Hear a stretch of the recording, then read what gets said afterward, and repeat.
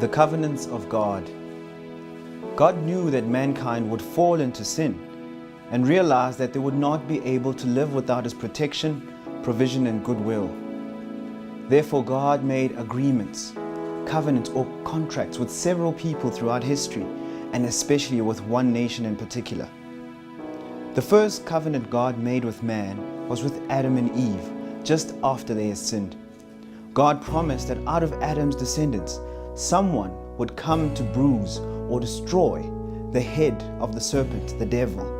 And God killed an animal or animals to make coats of skin for them to cover their nakedness and shame.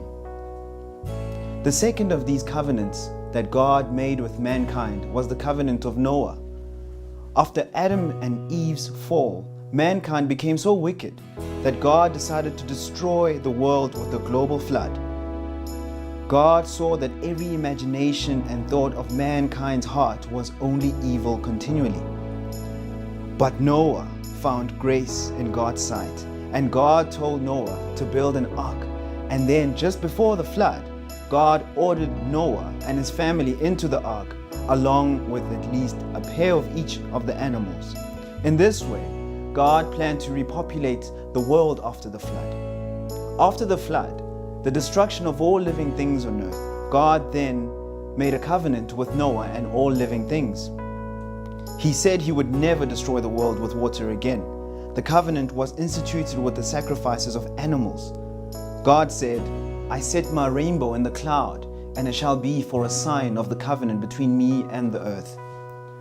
God made His next covenant with Abraham. God chose Abraham and commanded him and his family to leave their country in the region of the Middle East about 4,000 years ago. God told Abraham that through his offspring, all nations of the earth would be blessed.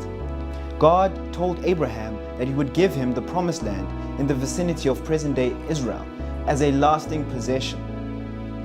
And so God chose His people, who eventually became the Israelites and Jews, and made agreements with them and gave them promises over the course of the next 2,000 years. God told these people, the Jews, to serve Him as the true God in order for Him to bless them, which He did.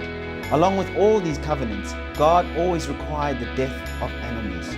The blood that was shed was necessary for the institution of the agreements, the covenants. The death of the animals made forgiveness of the Israelites' sins possible. Hebrews 9 verse 22 says, "Without the shedding of blood, there is no forgiveness of sins." These sacrifices, as we will later see, were only types and shadows of the real sacrifice that would take away the sins of the world. Other important covenants which God made were with Moses on Mount Sinai about 3,600 years ago, which we will discuss in day 4, and also made with David and Solomon, who were kings of the nation of Israel.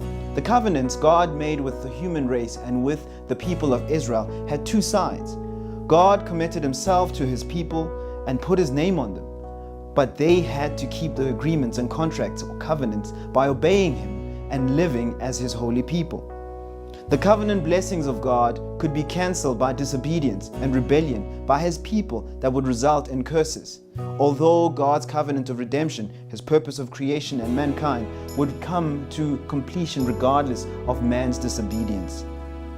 God didn't leave the world to rot and decay, but He chose the nation of Israel and the Jews, of whom Abraham was the father, to reveal His nature, covenants, and care, with the purpose of eventually blessing all the nations of the world.